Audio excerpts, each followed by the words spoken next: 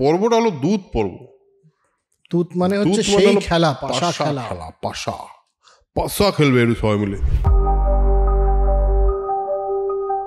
এটা তো জলই না, এটা তো জল না, এটা তো স্ফটিকের। হ্যাঁ, জামা কাপড় ছেড়ে ফেলেছে নামবে বলে। হ্যাঁ, তারপরে আবার এগিয়ে গেছে যে না ভুল হয়ে গেছে, এটা ভুল হয়ে গেছে। তারপরে আরেকটা এগিয়ে দেখেছে, আরেকটা ওরকম বলছে হ্যাঁ এবার আর আমাকে বোকা বানানো যাবে না, এটা স্ফটিকের বলে ওখান দিয়ে যেতে গেছে, ভাট করে পড়ে গেছে ওটার মধ্যে।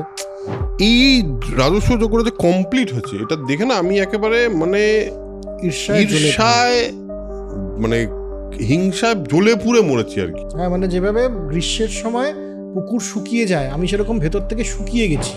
আমি আগেও চেষ্টা করেছি যে ওদের সঙ্গে ওদেরকে শেষ করার, প্রত্যেকবার কিছু না কিছু করে বেঁচে গেছে। যতুগৃহ বাইপাস করে দিল। আমার মনে হচ্ছে ওরা দৈব একটা ওদের সঙ্গে মানে ভাগ্য ওদের সাথে আছে, ভাগ্য ওদের সাথে আছে, আমরা কিছু করতে পারবো না। কিন্তু বুঝলে, আমি তো মামা, আমি তো তোমার দুঃখ দেখতে পাই না, আমার কাছে কিন্তু রাস্তা আছে, এক রাস্তা তো হ্যাঁ। আর আপনি তো জানেন না, আপনি তো জাননি যেটা আমি দেখে এলাম, গেলেও দেখতে পেতেন না। আমি যে দেখে এসেছি সেটা হচ্ছে যে সে বর্ণনা দিলে পরে আপনি স্তম্ভিত হয়ে যান। কিরকম বলছে, টম্বজ থেকে উত্তম কম্বল, জামা কাপড়, হ্যাঁ, রথ এবং সেবাদাসী, উষ্ণীয়ধারী বস্ত্রহীন রোমশ নরখাদক একপাদ বনবাসী হার হুরন প্রভৃতির লোকেরা নানা দিক থেকে এসেছিল। আপনি বলুন তো, এই যে এত কিছু শুনলেন, এরপর আমার বেঁচে থাকার কি সত্যিই আর কোনো প্রয়োজন আছে বাবা? তারপর বলেছে আপনি ডাল খান না? বলে হ্যাঁ। বলে হাতা দিয়ে ডাল দেওয়া হয়তো, হাতা ডালের টেস্ট জানে? দেখো, আমার যে আমি যেরকম লেভেলের দুধ খেলি, মানে আমি যেরকম পাশা খেলি, কোনো সেনা টেনা লাগবে না, এই পাশা খেলাটাই যুদ্ধ হবে। সারথি জিজ্ঞেস করে, স্যার কোথায় যাবো? দীর্ঘশ্বাস নিয়ে বলে, ইন্দ্রপ্রস্থে চলো, কুরুবংশের শেষ করে আসি। নিয়তি আমাদের কোথায় নিয়ে যাচ্ছে দেখি।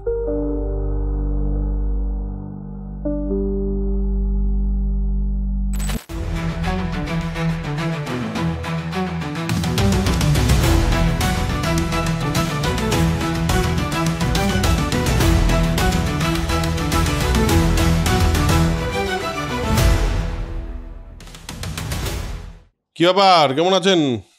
আজকে ওই hello and welcome to Soul Connection এপিকটা বললাম না, কারণ হলো আমি রিসেন্ট এপিসোডসগুলোতে জানি প্রেমা শিশু আমরা বেশ কমেন্ট পড়ছিলাম, এবং তাতে আমাদের খুব মজা লেগেছে যে আপনারা আমরা যেভাবে মহাভারতটাকে ভালোবেসে এবং এনজয় করে পড়ছি, তাতে আপনাদের খুবই মজা হচ্ছে। এইটা দেখে আমাদের কিন্তু, বা এটা বুঝে কিন্তু আমাদের এক্সাইটমেন্ট বেড়ে গেছে, কারণ গত কয়েকটা এপিসোড ধরে খুবই সুন্দর সুন্দর কমেন্ট আমরা পেয়েছি। Thank you for that. Last আমরা করেছিলাম রাজস্ব যজ্ঞে শিশুপালকে মেরে দিল, শিশুপাল বধ হয়ে গেল। এবার তারপরে শকুনি আর দুর্যোধন দাঁড়িয়ে আছে, সে থেকে গেল, তারা আছে কিন্তু। এবং তারপরে কি হলো এই নিয়ে আজকে আমরা একটা জিনিস শুরু করব। সেটা শুরু করার আগে বলে দিই, সেটা পর্বটা হলো দুধ পর্ব। দুধ মানে হচ্ছে সেই খেলা, পাশা খেলা। পাশা খেলবে একটু সবাই মিলে, এরকম একটা হবে। তো দুধ পর্ব সবাই আমরা জানি, দুধ পর্ব, কিন্তু কিভাবে শুরু হয়েছিল দুধ পর্ব সেটা একটু জানা যায়। একটা সিন খুব ফেমাস থেকে, তোর সিরিয়াল থেকে, আন্ধে কা বেটা আন্ধাই তো হুয়া, এরম টাইপের। দ্রৌপদী নাকি হাসতে হাসতে ইয়ের দিকে তাকিয়ে, আমাদের দুর্যোধনের দিকে তাকিয়ে তাকে অপমান করেছিল, আর সেই অপমানেই নাকি দুর্যোধন ওর এই যে প্রতিশোধ, পুরো কুরুক্ষেত্র যুদ্ধ এবং পাশা খেলা নাকি এটার জন্য দাঁড়িয়ে আছে। এইটা নাকি সেই ইনসিডেন্টটা।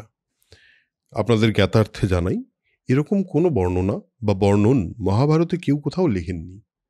সুতরাং এটা পুরোপুরি সিরিয়ালের একটা অসিনেমেটিক লাইসেন্স। এটা সিনেম্যাটিক লাইসেন্স তো বলা যাবে না, না, কারণ সব মানে বলে না, সব নারীর জন্যই সমস্ত ঝামেলা লেগেছিল, এটাকে জাস্টিফাই করার জন্য এই গল্পটা অবতারণা করা হয়েছে যে দ্রৌপদীর জন্যই কুরুক্ষেত্র হলো। একেবারে হয়নি যে চল সেটা শুরুই করে দিই, ব্যাপারটা শুনি আমরা কি হয়েছিল। তো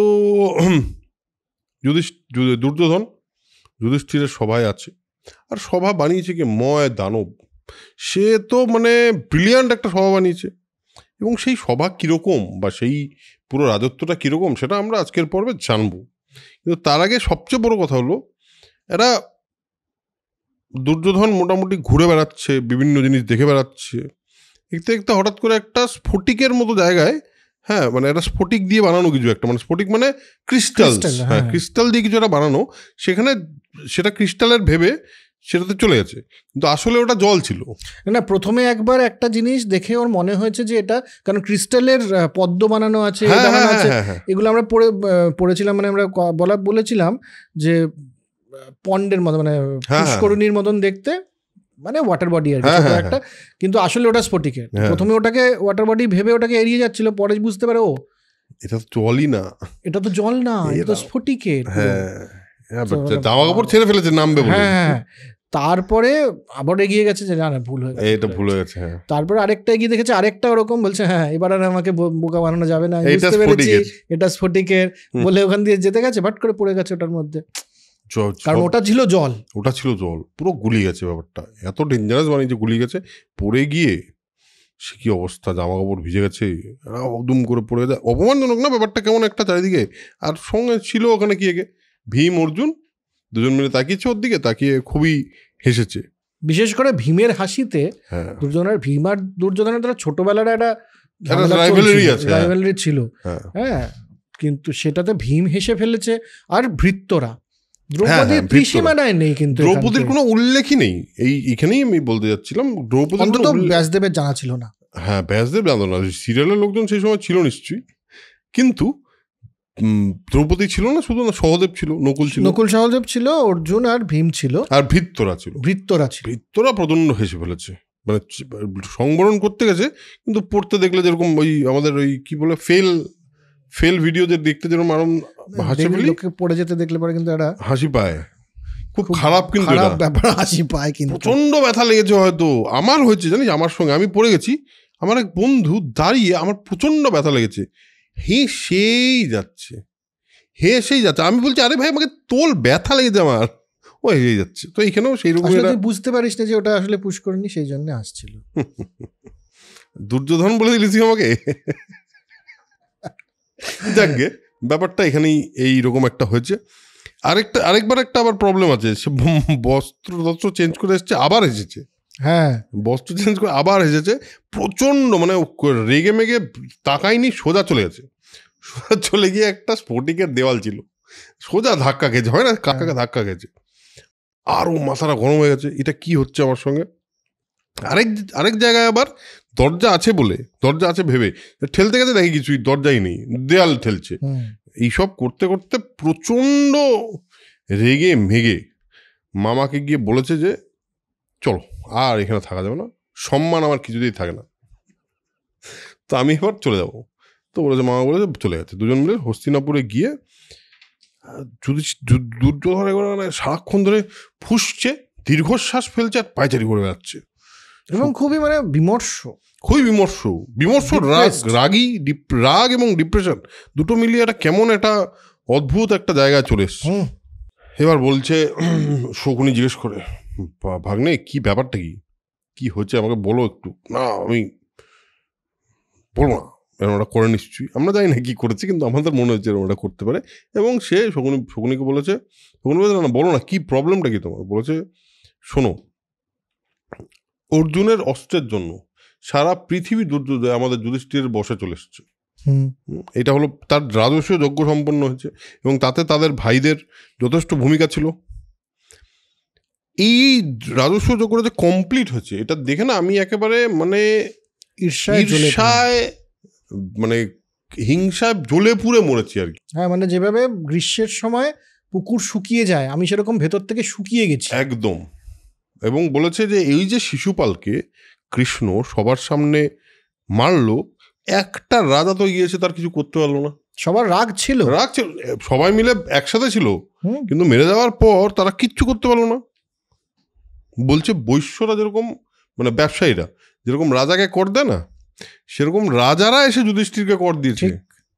মানে শুধু কর না, রত্ন দিয়েছে, টাকা পয়সা দিয়েছে,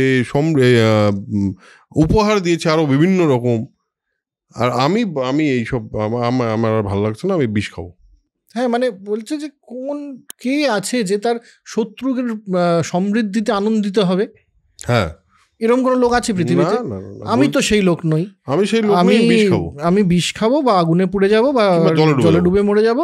আমার আর বেঁচে থাকার কোনো মানে খুঁজে পাচ্ছি না। কেন বেঁচে থাকবো? একদম। আপনারা বলুন, আপনি তো মামা হন, আপনি বলুন আমি কেন বেঁচে থাকবো? আর বলছে যদি এই পাণ্ডবদের সমৃদ্ধি দেখে আমি আর কিছু না হয়, তাহলে আমি পুরুষও না, স্ত্রীও না, ক্লিবলিঙ্গও না, কেউ না, আমি এক্সিস্টই করি না, আমার যদি অসুবিধা না হয় এটাতে। আমি একটা জিনিস বলি, এদের যা বিরাট ব্যাপার, এদের যা বিশাল ব্যাপার আমি দেখে আসলাম, এটা আমি একা তো কিছুতেই কিছু করতে পারবো না। তো আমি আগেও চেষ্টা করেছি যে ওদের সঙ্গে ওদেরকে শেষ করার। আপনি জানেন ছোটোবেলায় আমি পড়েছি, তো বলছে হ্যাঁ সেটা তো ঠিক আছে। আর কিন্তু বলছে প্রত্যেকবার কিছু না কিছু করে বেঁচে গেছে। ওই যতুগৃহ বাইপাস করে দিল, কিছু না কিছু করে প্রত্যেকবার মানে জিতে গেছে। এবং আমার মনে হচ্ছে ওরা দৈব একটা ওদের সঙ্গে, মানে ভাগ্য ওদের সাথে আছে, ভাগ্য ওদের সাথে আছে, আমরা কিছু করতে পারবো না। ও গিয়ে বলে মামা শোনো আমি মরে যাচ্ছি, তুমি বাবাকে গিয়ে জানিয়ে দিও ছেলে মরে যাচ্ছে। দাঁড়া ওই কি করছিস, পাগল নাকি বলে ওকে আটকেছে। আবার এবার কি হচ্ছে, এবার শকুনি বলছে দেখো এ দুঃখের কিছু নেই এটাতে, এবার ভেঙে পড়ার মতো কিছু হয়নি ব্যাপারটা। হ্যাঁ আমি জানি যে ওদের ভাগ্য ভালো, ওদের ভাগ্য ভালো, ওদের বাসুদেব ওদের সাথে মিত্র, সেজন্য ওদের শক্তি বিরাট বৃদ্ধি পেয়েছে। আমি জানি যে গান্ডীব রয়েছে অর্জুনের কাছে, তো তাকে যুদ্ধে হারানো খুব মুশকিল। হ্যাঁ, এবং তারা যেটুকু বাবার সাম্রাজ্য পেয়েছিল সেটা নিজেদের বলেই অনেকটা বাড়িয়েছে, এ ব্যাপারে কোনো সন্দেহ নেই। একদম, তাতে তোমার দুঃখ হচ্ছে কেন? হ্যাঁ, কিন্তু তাতে দুঃখের কিছু নেই। তবে এটা ঠিক যে ওদেরকে যুদ্ধে হারানো তো যাবে না, এই ব্যাপারটা নিয়ে কোনো সন্দেহ আমাদের নেই, থাকা উচিত নয় যে যুদ্ধে ওদেরকে হারানো যাবে না, বিশেষ করে অর্জুনকে। কিন্তু বুঝলে, আমি তো মামা, আমি তো তোমার দুঃখ দেখতে পাই না, আমার কাছে একটা রাস্তা আছে। এক রাস্তা তো হ্যাঁ। রাস্তা কি? বলছে দেখো যুধিষ্ঠির আমি যতদূর জানি সে না একটু অন্য যাই হোক না হোক একটু জুয়া খেলতে ভালোবাসে, বিশেষত পাশা খেলাটাতে তার একটা ইন্টারেস্ট আছে, এবং কিন্তু সে খেলতে পারে না। হ্যাঁ, একেবারেই পারে না, কিন্তু খেলবো হয় না কিছু ওরকম আর কি। তা আমারও এমন বিরাট ফুটবল খেলতে ইচ্ছা ছিল, কিছুই পারি না আমি ওরকম। তো এবার বলছে যে এবার একটা কাজ করে, এবং আমি হচ্ছে পাশা খেলা হচ্ছে, পাশার ময়দান হচ্ছে আমার রথ, আর পাশার যে ওই কি বলে ওগুলোকে, যে মানে যেগুলোকে পাশার ছক্কা বলে, যেগুলোকে পাশা বলে, পাশা ব্যাপারটা হচ্ছে আমার কাছে ধনুক আর তীরের মতন, আমি সেইখানে আমি কিন্তু বিশ্ববিজয়ী। তো একটা কাজ করা যায়, ওদেরকে পাশা খেলায় আমন্ত্রণ করো, জুয়া তো সেখানে কিছু না কিছু যুধিষ্ঠির ওখানে জিনিস বন্ধক দেবে, মানে জুয়ায় ওঠাবে, সেভাবে ওদের সমস্ত সমৃদ্ধিটা সম্পদটা নিয়ে নেওয়া যায়। তো এটা একটা রাস্তা আছে, এটাই একমাত্র রাস্তা বলে আমি দেখতে পাচ্ছি। আমি তোমাকে হেল্প করব, আমি তোমার হয়ে খেলবো। তুমি ধৃতরাষ্ট্রকে যাও এবং বলো যে ওদেরকে ইনভাইট করতে, ওদেরকে বলতে যে পাশা খেলা এসে আমার সাথে যেন পাশা খেলে, মানে তোমার সাথে পাশা খেলে, সবাই পাশা খেলবে, আমি তোমার হয়ে খেলবো, এবং তখন ব্যাপারটা হবে। এইখানে শকুনি কিন্তু একটা অদ্ভুত জিনিস করল। হ্যাঁ, দুর্যোধন বলে প্রথমে ওকে যে বুঝতে পারলাম ব্যাপারটা ঠিক আছে, আমি না বাবাকে এটা বলতে পারবো, তুমি যাও, আপনি বলুন, আপনি বলতো তখন, তুমি বলতো না, আপনি যান। হ্যাঁ, তো আপনি যান। শকুনি তো শকুনি এখানে হেভি খেলেছে, এটা হেভি লেগেছে আমার। শকুনি গিয়ে বলেছে যে শুনুন, বলছি মহারাজ কথা ছিল। বলছি কি? আপনার ছেলেটা দুর্যোধন, বড় ছেলে। বলছে হ্যাঁ, কি হচ্ছে ওর? দেখছেন ওকে আজকাল কি অবস্থা? তাকিয়ে দেখেছেন একবার? শুকিয়ে যাচ্ছে ছেলেটা, কিরকম একটা মুখটা একটা হলদেটে হয়ে গেছে, পিঙ্গল বর্ণ হয়ে গেছে, আর বলছে ও ক্রিস হয়ে যাচ্ছে, মানে সরু হয়ে যাচ্ছে, রোগা হয়ে যাচ্ছে, মানে সাইকোসোম্যাটিক হয়ে গেছে। হ্যাঁ, সাইকোসোম্যাটিক। কোন শত্রু তার এই কারণ বুঝলেন? সেটা আমি ঠিক জানি না। তবে আমার মনে হয় বাবা হিসেবে আপনার একবার জিজ্ঞেস করা উচিত, কিরকম হারামজাদা ও বলছে গিয়ে ওকে নাকি বলার কথা, ও বলেছে আপনি জিজ্ঞেস করুন। ওই অবভিয়াসলি জিজ্ঞেস করলে যুধিষ্ঠির বলবেই, দুর্যোধন বলবেই, হ্যাঁ তাই হচ্ছে। তারপর কি বলেছে? তো দুর্যোধন, ধৃতরাষ্ট্র বলছে দুর্যোধনকে, হ্যাঁ আমিও দেখছি তোমার ভাবগতিক ভালো লাগছে না, শরীর খারাপ টারাপ নাকি? তো দুর্যোধন তখন বলে যে না, আমার কিন্তু ভেতরে হচ্ছে প্রচন্ড ঈর্ষা হচ্ছে, আমি যে ফিরে এসেছি সেখান থেকে, ওখানকার সম্পদ দেখে আমার বিরাট ঈর্ষা হচ্ছে, সেই জন্য। আপাতত এটুকু বলেছে দুর্যোধন শুধুমাত্র। ধৃতরাষ্ট্র বলছে আরে তোমার কি চিন্তা, তুমি এখানে এত সম্পদ হস্তিনাপুরের, কুরু বংশজাত তুমি, আমাদের সম্পদ কম রাজত্বের? সব তো আছে তোমার, তুমি ভালো বিছানায় ঘুমো, ভালো উত্তম বস্ত্র পরো, মাংস ভাত খাচ্ছ, তো তোমার তো ঈর্ষার কারণ নেই। তো দুর্যোধন বলছে না, আপনি বলছেন বটে, কিন্তু আসল কথাটা হচ্ছে যে আমি শুধু সময় কাটাচ্ছি, কাপুরুষের মতো সময় কাটাচ্ছি, আদৌ আমি কিছু করছি না। এ কেমন ক্ষত্রিয় যে তার শত্রুকে ধ্বংস করবে না? হ্যাঁ, এবং হ্যাঁ মানে বেসিক্যালি এনিমিকে শেষ করবে না, এরকম তো কোনো, এভাবে তো শ্রেষ্ঠত্ব হয় না, এভাবে তো শ্রেষ্ঠ আমি হয়ে উঠবো না। আর আমার এই এত রাগ ভেতরে যে পোষণ করছি তার রোগা হয়ে যাচ্ছে, খারাপ হয়ে যাচ্ছে আমার। আর আপনি তো জানেন না, আপনি তো জাননি, যেটা আমি দেখে এলাম, গেলেও দেখতে পেতেন না। না মোটামুটি বুঝতে তো পারতো। আমি যে দেখে এসছি সেটা হচ্ছে যে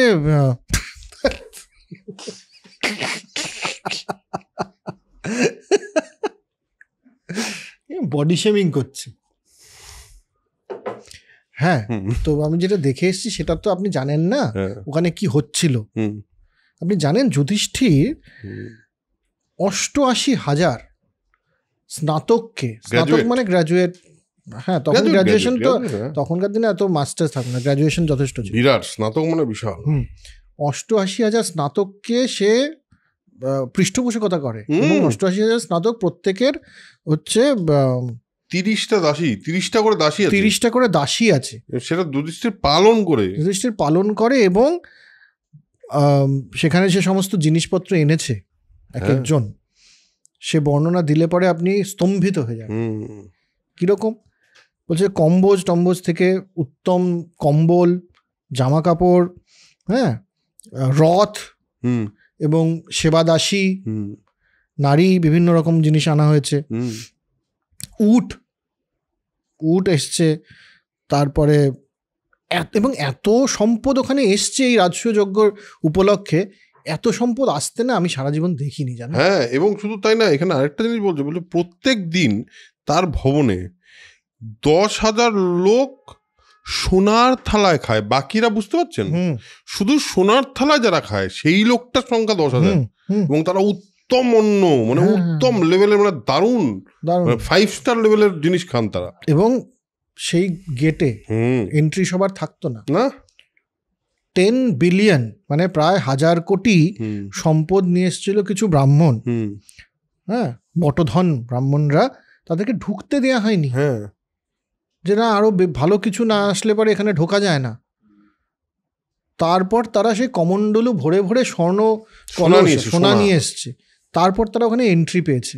হ্যাঁ, আপনাকে আর কি বলবো, এসব দেখে আমার তো মানে গায়ে জ্বর এসে গেছে। হ্যাঁ, আরে বলছে যে মানে বাসুদেব আমাদের কৃষ্ণ, সে মানে রত্ন খচিত কলস, তার মধ্যে সোনা, এইসব দিয়ে তাকে অভিষিক্ত করেছে।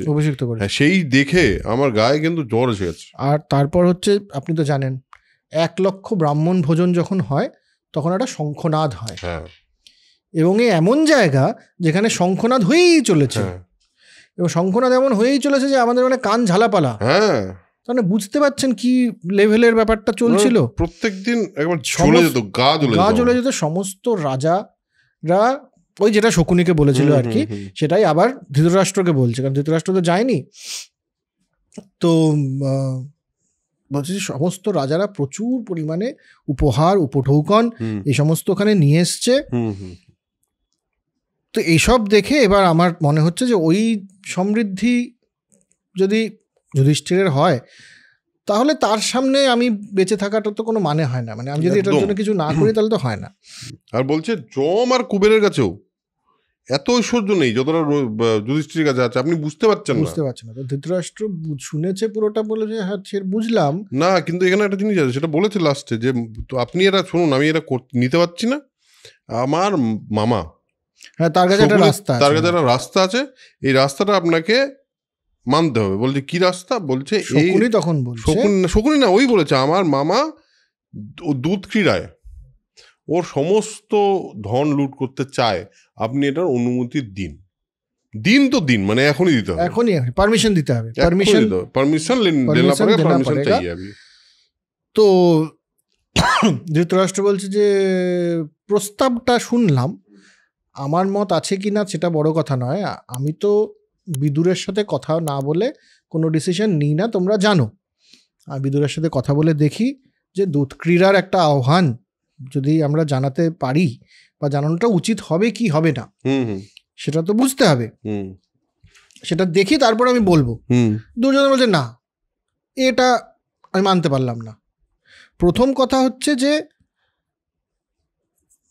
এই বিদুর সবসময় পাণ্ডবদের পক্ষে, ইনি তো মানবেন না কখনো, পারমিশনই দেবে না কখনো।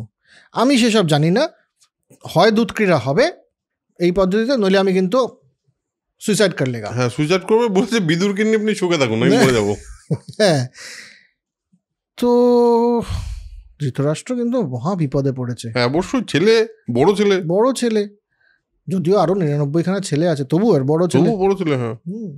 তো বলছে যে সে নাকি বলেছে আচ্ছা ঠিক আছে দেখছি আমি করে, সে নাকি মানে তোর ওখানে বোধহয় নেই কিন্তু এইটাতে আছে যে সে আলাদা করে বলেছে কিছু লোকজনকে যে হ্যাঁ একটা বানাও এরকম 1000টা স্তম্ভওয়ালা, একটা আলাদা সভাগৃহ বানাও, কিন্তু বানাচ্ছ যে সেটা হয়ে গেলে পরে আমাকে হালকা করে এসে নিচে আলাদা করে জানিও, 5 কান করো না। একদম এত বড় একটা স্ট্রাকচার হচ্ছে, 5 কান করো না মানে কি ব্যাপার আমি জানি না কোথা দিয়ে পড়বে, কোনো একটা ঢেকে ঢুকে কিছু একটা করবে হয়তো।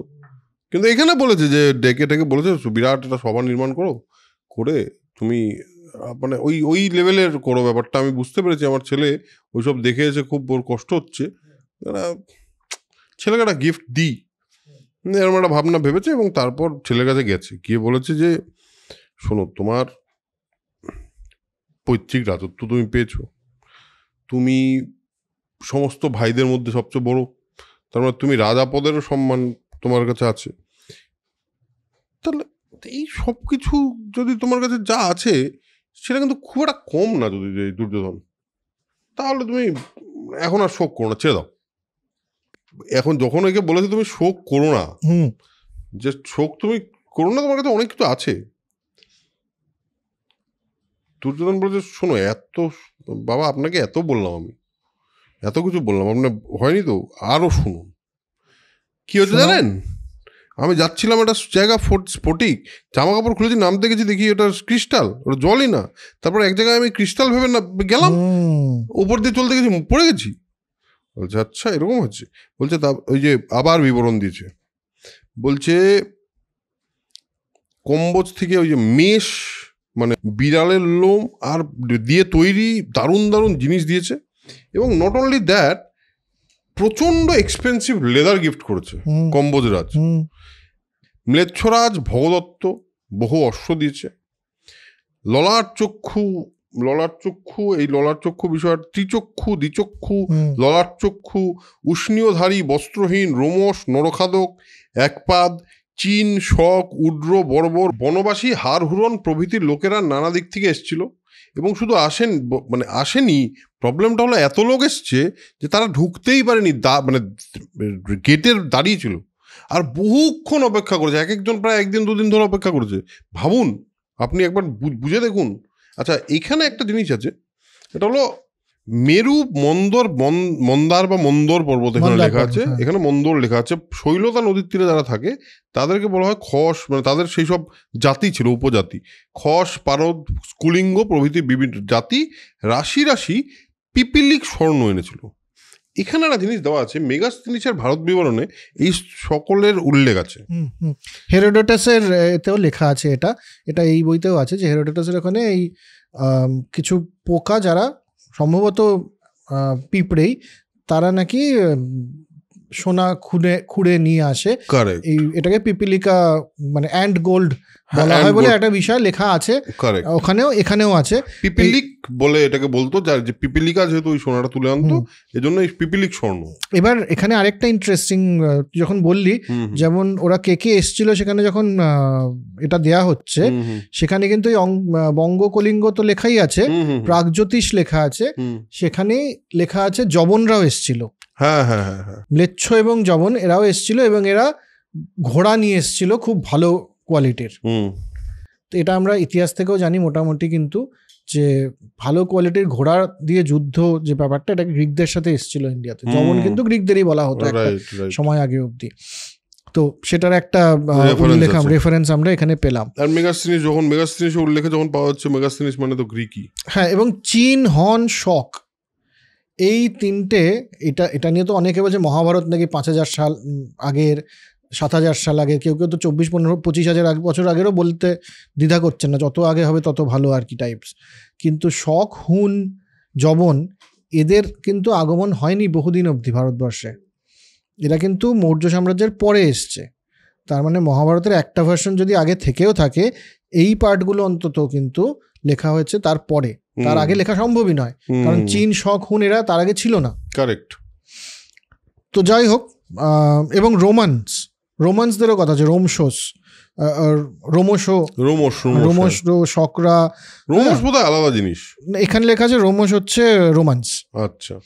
তো এরা এসছে বাল্লিক থেকে এসছে, চায়না থেকে এসছে, এবং সিল্ক, রেশম বস্ত্র নিয়ে আসা হচ্ছে,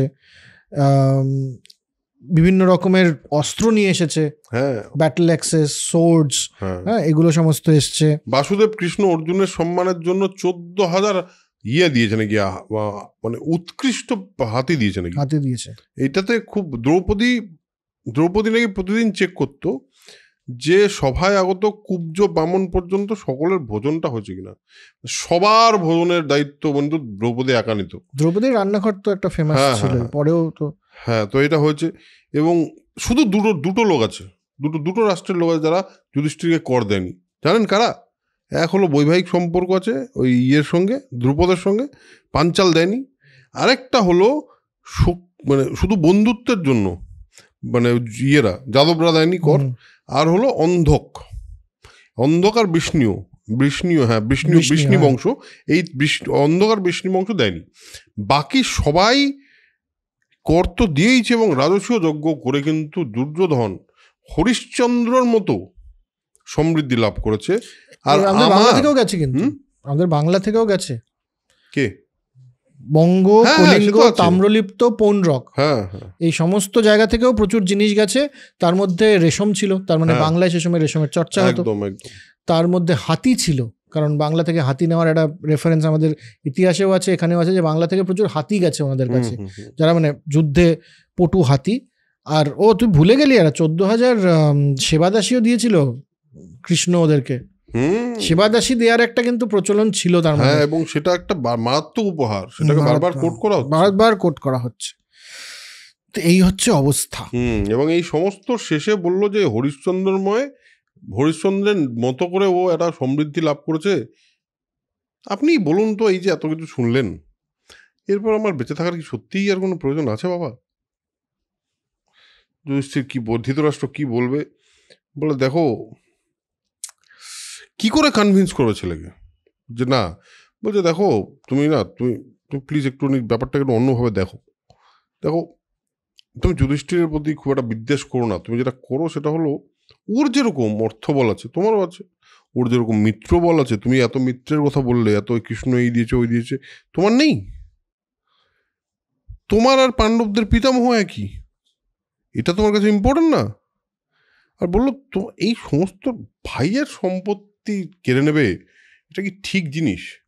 ধৃতরাষ্ট্র কিন্তু এখন অব্দি রাইট জায়গায় আছে, এখন অব্দি রাইট জায়গায় আছে। এবং তারপর বলে যে যদি যজ্ঞ করে তোমার ঐশ্বর্য লাভ করতে হয়, রাজস্ব যজ্ঞ করতে চাও তুমি, বা অন্য কোনো যজ্ঞ করতে চাও, তুমি আমাকে বলো। হস্তিনাপুরের রাজা তুমি, মানে রাজা আমি, তুমি আমার রাজপুত্র, তুমি মানে সপ্ততন্তু যজ্ঞ আমি ব্যবস্থা করছি, সব যজ্ঞের ব্যবস্থা করো। ঋত্বিক লাগবে তোমার, আমি দিচ্ছি পুরোহিত, আমি সব চেনা আছে, কোনো অসুবিধা হবে না, তুমি এটা করো। আর আমি বলছি যে যদি দরকার হয় নারীদের সঙ্গে বিহারও করে নাও, স্ত্রীদের সঙ্গে বিহার করো, ঘুরে ঘুরে বেড়াও, একটু মুডটা ঠিক হবে। বাবাই বলছি কিন্তু। না সে তখন আবার একটু জ্ঞানও দিচ্ছে, এটা যে দেখো অন্যের সমৃদ্ধি এবং সম্পদে ঈর্ষান্বিত হওয়াটা আরেকজন সম্পদশালীর ধর্ম নয়। একদম। তাহলে তাহলে তো তোমার মধ্যে লোভ টোভ ইত্যাদি থেকে গেছে, তুমি তো নিজেকে সম্পদশালী মনে করছো না। একদম। হ্যাঁ, এটা অধর্ম হয়ে যাবে, অধর্ম হয়ে যাবে। আর অন্যের প্রতি ঘৃণা, এটা কিন্তু মৃত্যু সমান। কিন্তু এসব বলে কোনো কাজ হচ্ছে না। কিন্তু দুর্যোধন বলছে যে আপনি কনফিউজড। এখানে একটা দারুণ জিনিস আছে, আমি এটা বলতে চাই। বল বল। বলছে শোনো, দুর্যোধন বলছে হ্যাঁ আপনি কনফিউজ, যার নিজের বুদ্ধি নেই, যে বহু শাস্ত্র শুনেছে বুঝলেন, সে কিন্তু শাস্ত্রার্থ বোঝে না, বাবাকে দিয়েছে। তারপর বলেছে আপনি ডাল খান না, বলে হ্যাঁ, বলে হাতা দিয়ে ডাল দেওয়া হয়তো, হাতা ডালের টেস্ট জানে। হেভি লেগেছে আমার কথাটা, আমি কোথাও একটা এটা কোনো একটা ডায়লগে ইউজ করতে পারি। বলছে আপনি অ্যাকচুয়ালি পরের বুদ্ধিতে চলেন, নিজের জ্ঞানটা কিন্তু বিরাট আমি দেখতে পাচ্ছি না, আপনি ওই ডালের হাতার মতো, আপনি নিজের ডালের স্বাদ বোঝেন না। তো এবার হ্যাঁ বলছে রাজার আচরণ না বাকি অন্যান্যদের আচরণের থেকে কিন্তু ভিন্ন হওয়া উচিত। এটা যদি বোঝেন, যত তাড়াতাড়ি বুঝবেন তত আপনার লাভ। পরিষ্কার এটা বলে দিয়েছে। এবং বলছে অমুক শত্রু অমুক মিত্র এরকম কোনো না, মানে এটা কোনো লেখা প্রমাণ নেই কোথাও, না তোমার মিত্র, না তোমার শত্রু, এরকম কোথাও লেখা নেই। এবং বলছে যে কোনো চিহ্ন থাকে না, এটা কোনো চিহ্ন নেই, মানে একটা লোকের গায়ে একটা চিহ্ন আছে যে এই লোকটা আমার শত্রু, এরকম থাকে না, লেখা নেই, কোনো প্রমাণ নেই। যেই লোক আমার শোকের কারণ, আমাকে সে ডিস্টার্ব করছে, সে আমার শত্রু। একদম সিম্পলি বুঝেছি কিন্তু। এবং শত্রুকে ধ্বংস করা ক্ষত্রিয়ের ধর্ম। একদম, ব্যাস শেষ আমার কথা শেষ, আই রেস্ট মাই কেস বলে দিয়েছে।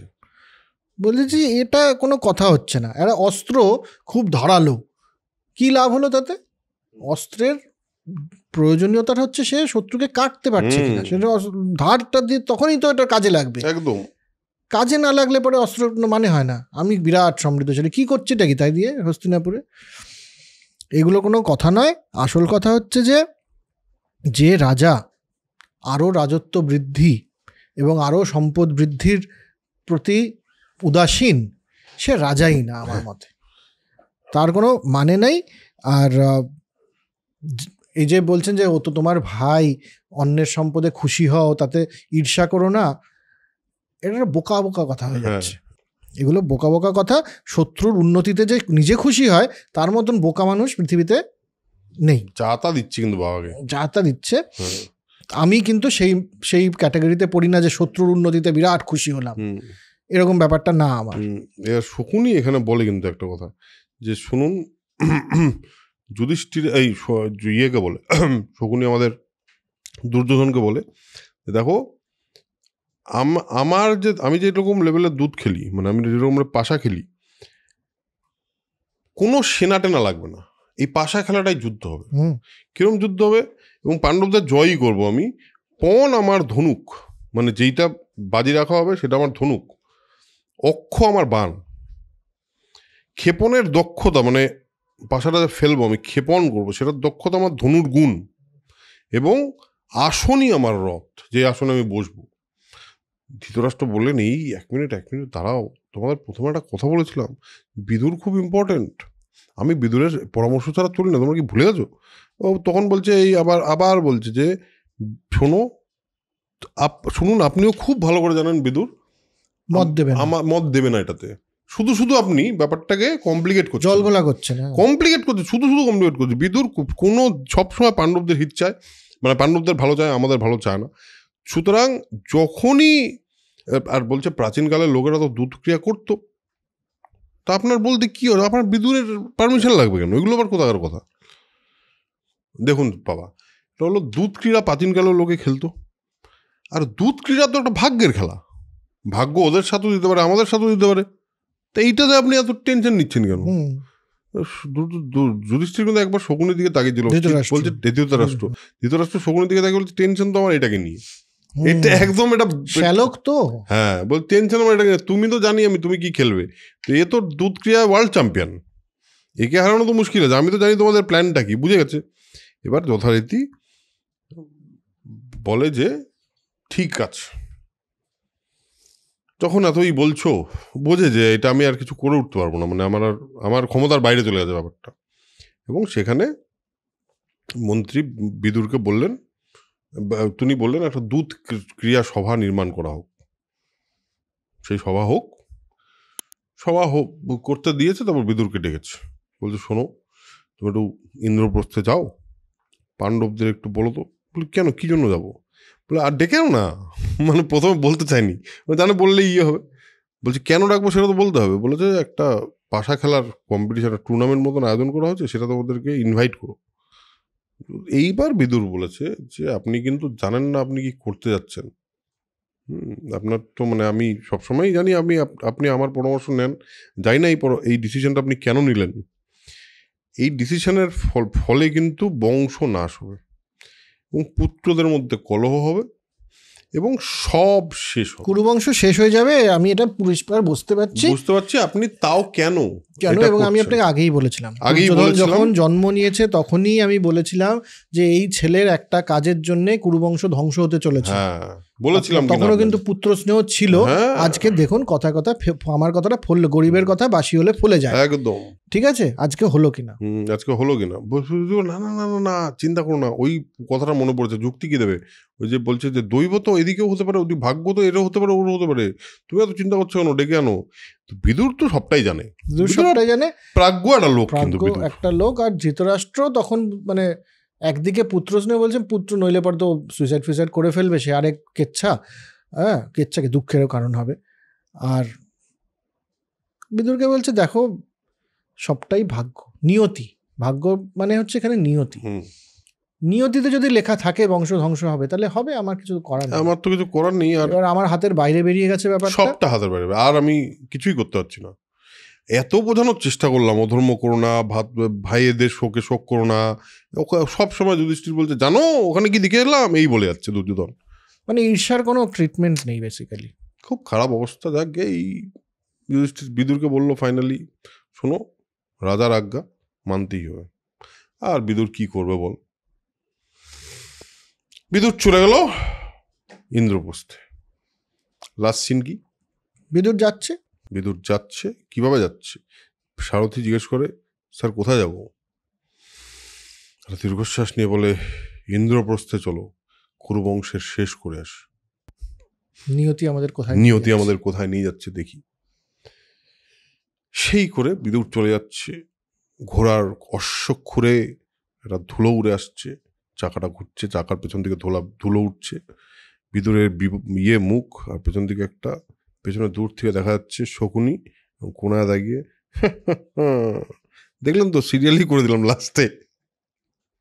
Anyways this is the kind of end it should have. একটা অদ্ভুত জিনিস আছে দেখ এখানে, সেটা হচ্ছে মহাভারতে কি অদ্ভুত, আমরা তো সবসময় বলি যে মানে এর মতন লিটারেচার খুব কম আছে পৃথিবীতে, কম আছে। রাজসূয় যজ্ঞের সময় অনেক কিছু হচ্ছে, কিন্তু রাজসূয় যজ্ঞে প্রচুর মানুষ আসছে, এই পর্যন্ত রাজসূয় পর্বে আছে। তারপরে রাজসূয় যজ্ঞের পর্বটাতে মূলত শিশুপাল বধ আছে, কিন্তু রাজসূয় যজ্ঞে কি কি হয়েছিল এবং কতটা বড় ছিল সেই পুরো ব্যাপারটা এই পর্বে এসে দুর্যোধনকে দিয়ে বলালো, যে ওখানকার ডেসক্রিপশনটা এখানে দিলাম একদম, এবং দিলাম শুধু না মানে ডিটেলে, সম্পূর্ণ ডিটেলে দিয়েছে। কিন্তু মানে ভাবতে পারছি, আমি ভাবি সত্যি রাজস্ব যজ্ঞটার যা বিবরণ আছে, দ্যাটস এ হিউজ থিং। কিন্তু মানে এরকম সমৃদ্ধশালী একটা রাজ্য দেখলে দুর্যোধনের হিংসে হবে না কেন? সেটা তো একটা জিনিস আছেই গল্পের দিক থেকে তুই বলছিস, আর একটা দিক থেকে যেমন ওই যখন অর্জুন বেরিয়েছিল রাজসূযজ্ঞের আগে, তখন যেমন আমরা দেখেছিলাম যে পুরো মানে বনবাসে, অর্জুনের বনবাসের সময় যে পুরো জায়গাটা ঘুরে ইন্ডিয়ার মানে ভারতবর্ষের জিওগ্রাফিটাকে একটা রেফারেন্সিং করা হলো। এখানে তুই যদি দেখিস তাহলে কোন জায়গা থেকে কি এসছে তাও সেটা ডিটেল আছে, সেটা ডিটেল দেখলে পরে কিন্তু বোঝা যায় যে একেবারে র্যান্ডম কিছু বলে দেওয়া হচ্ছে না। ঠিক ঠিক একদম। যেমন এই যে বঙ্গ পৌণ্ড্রক মানে নর্থ এবং প্রাগজ্যোতিষ, এখান থেকে যুদ্ধের হাতি, এবং এটার ইতিহাসে আমরা রেফারেন্স পরে পেয়েছি। তারপরে তো সিংহল থেকে এসছে, সেখানে বলছে স্বর্ণ, এবং সমুদ্র থেকে স্বর্ণ উঠিয়ে নিয়ে এসছে বিভিন্ন রকমের যেটা ওখানে পাওয়া যায় সেগুলো। তারপরে জবনরা নিয়ে এসছে দারুণ ঘোড়া, যুদ্ধের ঘোড়া। আর বাকি সমস্ত পিপিলিকা গোল্ড যেটা বললি, ওটা হচ্ছে ওই মন্দার মেরু পর্বতের ওখান থেকে যারা এসছে তাদের ওখান থেকে ওরা এনেছে। তো এগুলোও কিন্তু রেফারেন্সিং যে ভারতের কোথায় কোন ধরনের সম্পদ ছিল পাওয়া যেত, হ্যাঁ, এবং ওখানে হিসেব মতন কোনটাকে সম্পদ বলতো সেটাও একটা রেফারেন্সিং আছে। কারেক্ট। এবং আমার মনে হয় এখানে দেখ দুর্যোধন লোকটার বেশ কিছু না একটা কন্ট্রাডিকশন আছে কিন্তু এখানে আমি পেলাম। দুর্যোধনকে আমরা ইজিলি ভিলেন বলতে পারি, কিন্তু পয়েন্টটা হলো দুর্যোধন প্রথম থেকেই পাণ্ডবদের এগেনস্টে। পাণ্ডবরাও কিন্তু তুই ভাব, তুই বলছিলি একটু আগে কথাটা যে দুর্যোধনকে দায়িত্বটা কি দিয়েছিল, উপহারগুলো দেখবে তুমি, উপহারগুলো দায়িত্ব তোমার। তো দুর্যোধন হলো সবচেয়ে বেশি দেখেছে যে কোন উপহার, আচ্ছা ওরে বাপরে এতগুলো গোল্ড এসছে কোথা থেকে, আচ্ছা এখান থেকে, এই ডিটেলটাকে এমনি দিতে পেরেছে ও, বাকি তো অনেকেই ছিল মানে পাণ্ডবদের ছিল তো খুব আমাদের বিরুদ্ধে ছিল না, দেখ এবার আমরা দেখ দুর্যোধনকে এসে বলেছে উপহারগুলো একটু দেখে নিও তো, ব্যাস। তারপর ও তো কিন্তু জানে কিন্তু প্রচন্ড জ্বলবে, জ্বলে উঠছে এবং মানে জ্বলে পুরো ছাড়খাড় হয়ে গেছে কিন্তু দুর্যোধন, পাণ্ডুর বর্ণ, পিঙ্গল বর্ণ এই সমস্ত হয়ে গেছে ও। যাক, এবার তো আমাদের নেক্সট এপিসোডে পাশা খেলাটা শুরুই হয়ে যাবে, বুঝতে পারছেন? সেই পাশা খেলা যেখানে বিভিন্ন জিনিস হয়, আর সেখানেও কিছু মিথ বোধহয় ভাঙবে। যারা সিরিয়াল দেখে মহাভারত জানেন তাদের কিছু মিথ ভাঙবে। আজকে যেমন একটা মিথ ভাঙলো, না ওটা তো আমি তোকে বলছি, ওটা হচ্ছে যে কুরুক্ষেত্রের যুদ্ধ যে মেয়ের জন্য হয়েছিল, এটা প্রমাণ করার জন্যই ওই জিনিসটা দেখানো হয় বা বলা হয়, তা না হলে পরে অ্যাকচুয়াল মহাভারত ওটা তো একদম নেই। প্যাট্রিয়ার্কি ধ্বজা উড়িয়ে এটা বানানো হয়েছে। যাকগে, সো আজকের এপিসোড এখানেই শেষ করব, দেখা হবে পরের এপিসোডে। আজকের এপিসোডটা কীরকম লাগলো সেটা অবশ্যই যেরকম আপনারা কমেন্ট করে জানান সেরকম কমেন্ট করে জানাবেন। আর যারা কমেন্ট করছেন তারা অবশ্যই লাইক বাটনটা প্রেস করবেন। লাইকটা করলে কি হয়, এই ভিডিওটা ইউটিউব আরও বেশি লোকের কাছে পৌঁছবে। আর পাশে একটা সাবস্ক্রাইব বাটন আছে, ওটা ক্লিক করে দেবেন। সিম্পল কিছু কয়েকটা কাজ, হ্যাঁ সিম্পল কাজ। আমরা এত কিছু করছি, এত বইটই পড়ে ইউটিউব করতেই পারবেন আপনারা, তাই না? শিওর। তো আজকে তো এপিসোড শেষ করি, চলুন টাটা, দেখা হবে পরের এপিসোডে। ততক্ষণের জন্য spread knowledge, spread positivity, because knowledge is power and positivity is correct.